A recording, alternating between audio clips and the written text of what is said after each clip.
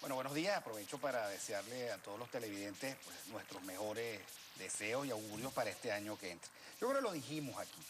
Dijimos que esta iba a ser la circunstancia con la que nos íbamos a encontrar en enero, porque el gobierno, antes que proponer y promover economía, se planteó una guerra económica que dijimos en ese momento que más allá del cálculo ¿Pero guerra electoral, contra quién? claro, se propuso una guerra económica por supuestos electorales que le hizo tener un resultado electoral, pero a un costo altísimo que fue la devastación de la economía. Yo creo que el Estamos que no... hablando del último proceso de fiscalización que vimos en diciembre. Exacto, que ellos llamaron guerra económica, que ellos iban contra la supuesta especulación. Nosotros decíamos que esa no era la causa ni de la inflación ni del desabastecimiento. Decíamos que había que ir mucho más allá. Decíamos que esta economía se había envilecido porque no servía a nadie, ni a los empresarios, ni a los consumidores, y mucho menos a un gobierno que debe tener buenos resultados.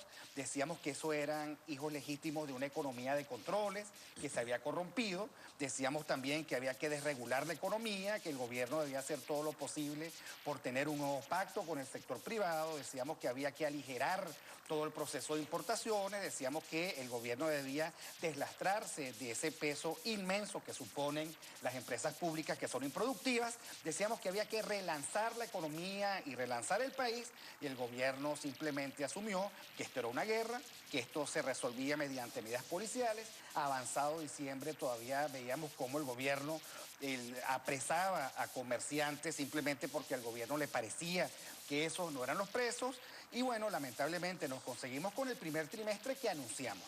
Un primer trimestre que no tiene una sola de las condiciones económicas resueltas, no tiene una sola ruta, un solo horizonte temporal en el cual uno pueda confiar, un trimestre en donde todo sigue siendo incertidumbre, un trimestre en donde ha sido hasta difícil calcular la inflación del año pasado. Pero porque fíjate, el gobierno no la quiere soltar. cerramos la inflación recapitulando un 56%, es de altísimo, altísimo impacto. Se visualiza una devaluación, ya más o menos se asoman los mecanismos que va a tomar el gobierno para devaluar la moneda. ¿Cómo va a impactar entonces en este primer trimestre y en el resto del año lo que serán las medidas económicas que irreversiblemente tiene que tomar? Bueno, el gobierno ha venido devaluando a su manera.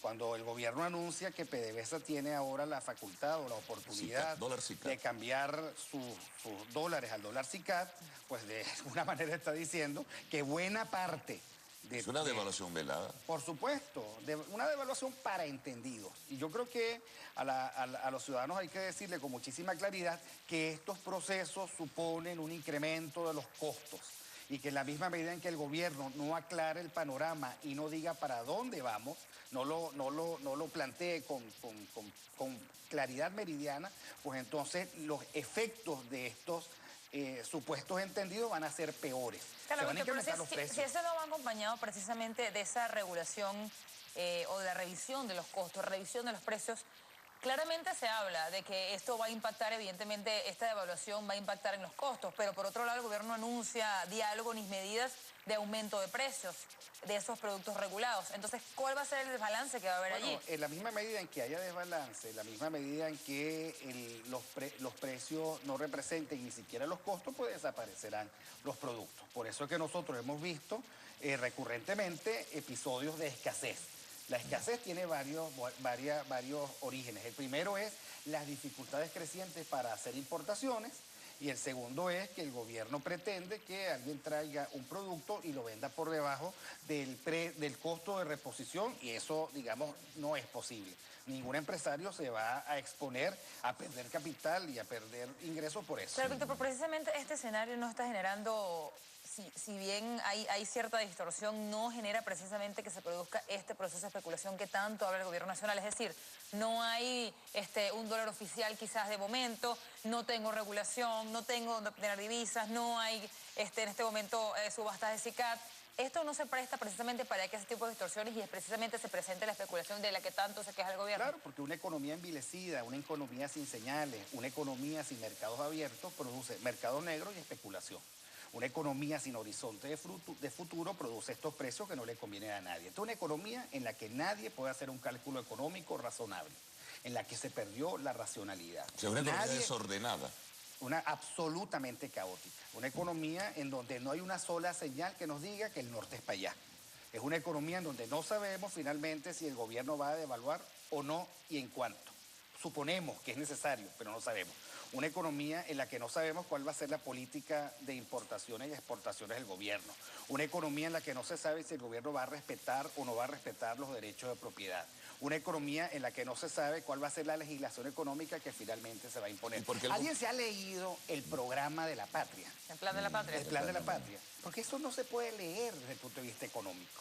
No sé si se puede leer desde el punto de vista político. Pero eso es un galimatías, es una cosa absolutamente poco transparente y poco clara, y sucede que ese es el plan económico. Pero ¿por qué el gobierno tiene el atrevimiento, por ejemplo, toma una variable, inflación, de decir que la inflación de este año la proyectan sobre 24%, si acabamos de terminar de una manera desordenada en 56%, ¿cómo vamos a dar un viraje tan radical como el año pasado, Jordani decía que la inflación del 2013 iba a ser 15%. Y fue 58. Entonces, no es tan importante lo que anuncian, sino el grado de desviación acostumbrada, en cuanto se equivocan. Pero le venden a la gente la idea, y mucha gente, claro, que no se mete a fondo en la economía, pues le compra la idea. Bueno, pero es que lo que la gente tiene que ver es la diferencia entre lo que dicen y lo que ocurre. Y la gente tiene que saber que esa diferencia tiene un responsable. Y ese responsable es el gobierno y su política económica. Lo que los resultados dicen es que esta política económica no sirve. Y a la luz de esos resultados, entonces el gobierno debería cambiarla. Cambiarla de una economía regulada a una economía más abierta. Eso es capitalismo. Claro. Claro, Víctor, esa no te la van a comprar. Hay algunos medios del día de hoy recogen algunas de tus declaraciones a propósito del llamado a diálogo, la necesidad de sentarse para enderezar todo esto. Y te pregunto, luego de la reunión que hubo con alcaldes y el presidente Maduro, pero luego de la sesión que hubo el día de ayer en la Asamblea Nacional, donde se ratificaron los poderes y el escenario que se presentó allí, ¿tú crees que eso es factible?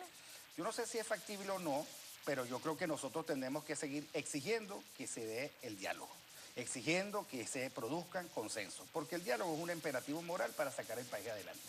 Se ha visto que el gobierno solo no puede, va de fracaso en fracaso. Y en algún momento, sobre la base de esos fracasos, el gobierno tiene que convocar al país y decirle, son tan importantes los cambios que hay que hacer, que hay que construir consensos para eso. Porque ningún régimen militarista, ningún régimen unilateralista como el que estamos viviendo, puede con esta crisis. Ahora, eso me da pie para preguntarte y establezco un contraste. ¿Por qué en un gobierno que tiene una orientación política o con matices parecidos a este, como es la Argentina, el gobierno pacta con el sector empresarial para lograr precios, regulados o no, pero pacta para lograr precios importantes? ¿Y por qué no se puede lograr aquí? Bueno, en primer lugar porque allá todavía hay algunas instituciones y aquí las instituciones se han demolido. Y en segundo lugar porque allá hay mucha más sensatez que aquí. Aquí uno ve una fatal arrogancia de parte del gobierno. Las declaraciones de Diosdado ayer son incalificables desde el punto de vista de la arrogancia y de las equivocaciones que ellas mismas representan. Si aquí no hay diálogo, va a haber violencia. Y yo creo que eso no lo desea nadie. ¿Quién la ¿Violencia promueve? de qué ¿Quién la puede tipo? promover? Bueno, aquellos que pueden administrar la violencia y que pueden reprimir. Y eso no lo desea nadie porque una economía basada en la violencia es una economía de escasez, de inflación, es una economía de eso que llaman de guerra, que no le conviene ni al gobierno ni a nadie. Yo creo que el gobierno debería administrar la violencia con muchísima más ponderación y con muchísimo mejor juicio que lo que está administrando ahora. Estamos en una situación económica tal para que prive la decisión económica precisamente sobre la política, que es lo que ha reinado y lo que ha imperado en los últimos años.